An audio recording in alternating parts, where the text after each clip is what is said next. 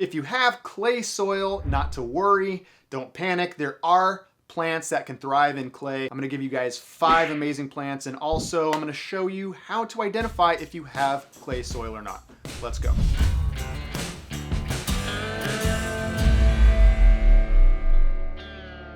So clay soil has been a pretty consistent gripe for the most part for landscapers across the US. It's just not a fun soil to deal with. It's hard and dense, and it's more difficult to put a shovel in and rototill. It holds water much longer than other soils. So if you have plants that are susceptible to root rot, oftentimes it can kill those plants. So how do you know if you have clay soil? Well, there's a pretty easy test that you can do. Take a shovel, stick it down into the soil, pull up a big clump of it, squeeze it in your hand, and then open it. And if it stays in the same shape of your hand where you can see finger indentations and it's staying in a nice little ball, then chances are you probably have a higher clay content. Versus if you open your hand and it kind of just crumbles and falls through your fingers, that's probably more sandy or loamy. Now, not to get too scientific here, but if we look at a soil chart, we see clay, sand, and silt. And different combinations of those make up different soil types. There's different percentages. So you really want to have a good understanding of what your soil composition is. And you don't have to get overly concerned about this, just so long as you have a general idea of what kind of soil that you have, so you can know how to amend it properly and or decide what plants are going to work best for you. That sweet spot is going to be sort of right in the middle of that chart, and that is loam to some clay loam. Generally right in the middle there is where you want to be for most plants. Not all, but for most. Some plants do actually prefer more sandy soil texture. So now that we did our little soil test and we can pretty much confirm, yeah, we have clay soil, what are we going to do with it? Option number 1, spend a lot of time, effort, and or money and amend the heck out of that clay soil. Most often when you refer to a soil amendment, it is going to be a very finely ground up organic matter, leaves, bark, peat moss, stuff like that. It's aiming to improve the soil texture for the plant's root system. It can be a fairly large task. You have to buy the amendment, rototill it in, regrade it. It's a hassle. Now, the second option you have is to just select plants that thrive in clay soil. And that is really the main point of this video today, is talking about 5 really great plants that can thrive in clay soil. So without further ado, the very first plant for clay soil, Echium fastuosum, commonly known as Pride of Madeira.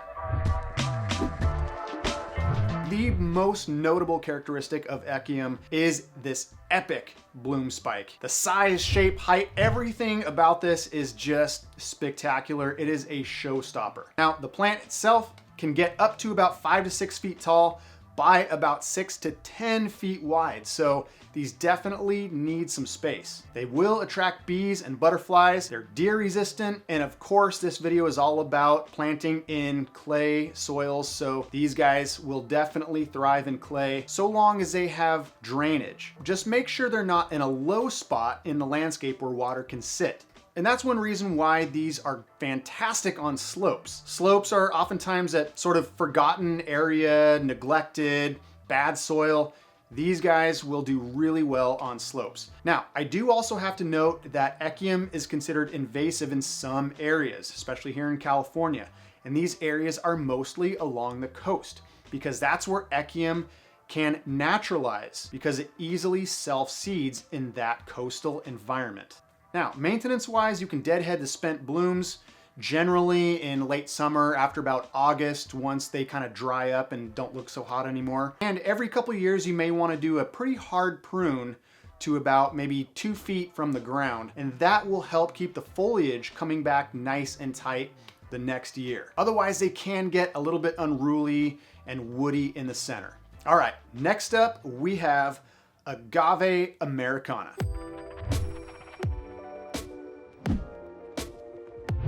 Agave americana, commonly known as century plant, is incredibly notable for its sort of dusty blue-gray tones to it. And this foliage color contrasts so well with other standard green tones that you see throughout the landscape. So it really creates a nice accent. And besides the foliage, it gets an incredibly tall bloom spike reaching nearly 30 feet. And since this plant is monocarpic, after the bloom starts to wither away, the main parent plant that the bloom sprouted from will die. But in its lifetime, it will have also produced pups or offspring at the base. Again, it'll take that poor clay soil really well, as is the case for a lot of agaves. I've seen this century plant in some of the most just neglected areas, and it does well. It keeps on trucking. It can do full sun to part shade, and like the Echium, it does really well on slopes. All right, we did a couple really big plants.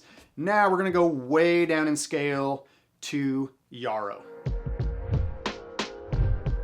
There's several different species and cultivars of Yarrow, all extremely beautiful, and they all can do fairly well in clay soil. Now, keep in mind, these plants will generally almost go completely dormant in the winter months. Most Yarrows will stay pretty low. Some species get a little bit taller, maybe around 2 to 3 feet, but mostly you're gonna find them to stay about 18 inches max.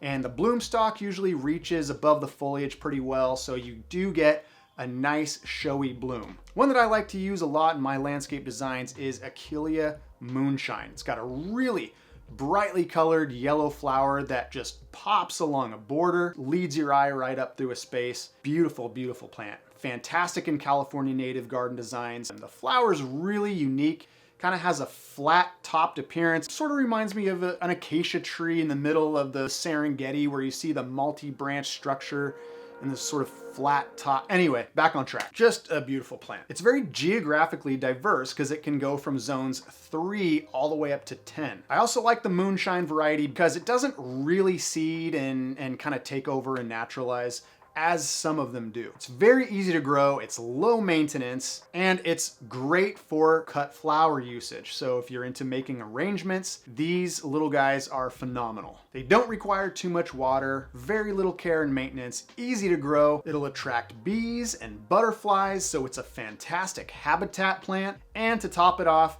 they are rabbit and deer resistant. So you really can't go wrong with pretty much any variety of Yarrow. All right, moving along to the next plant, that is Perovskia, commonly known as Russian sage. This is another spectacular perennial, and similar to the Yarrow, this will go dormant in the cool months. All the foliage will disappear, but when it returns in spring, it looks beautiful. The texture is very fine, kind of feathery, and the bloom is incredible. It looks very similar to a lavender or a salvia. Although the foliage returns in the spring, it won't bloom until late summer into the fall. It is very drought tolerant, extremely easy to care, and very easy to grow. It's both deer and rabbit resistant, and of course, it can thrive in clay soil. Full sun is best for this plant as that's where it will bloom most, but it can still do okay in a partially shaded condition. Now, even though it's native to Western China, I've still seen it planted with California natives, and it does really, really well. And from an aesthetic standpoint, it goes right along with all the other native plants. So if you're not a purist and you want a native garden, this plant can work just fine. It'll do best in USDA zones 5 through 9, but I've also seen it in zone 10. Now, last but not least, we have Hemerocalis, commonly known as Daylily.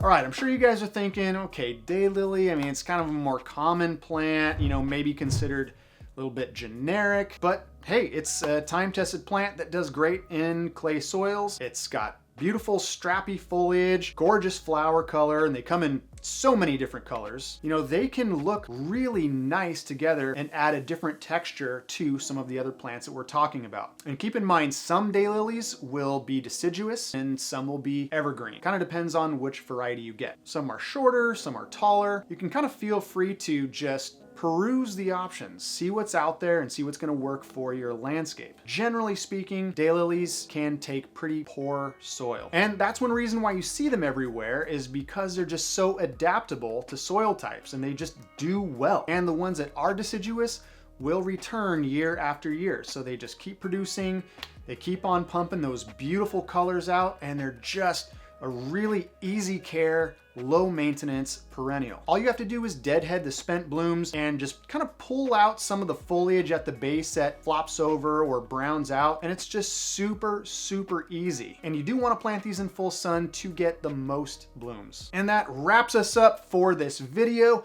Thank you guys for hanging out with me on yet another video. I always have fun doing these, chatting about plants, sharing some knowledge. If you guys have never been to the website, check out budgetplants.com. Be sure to like, subscribe, and hit the bell notification. That just helps me make more wonderful videos to share with all you wonderful folks. Thank you guys. See you on the next one. And as always, happy planting.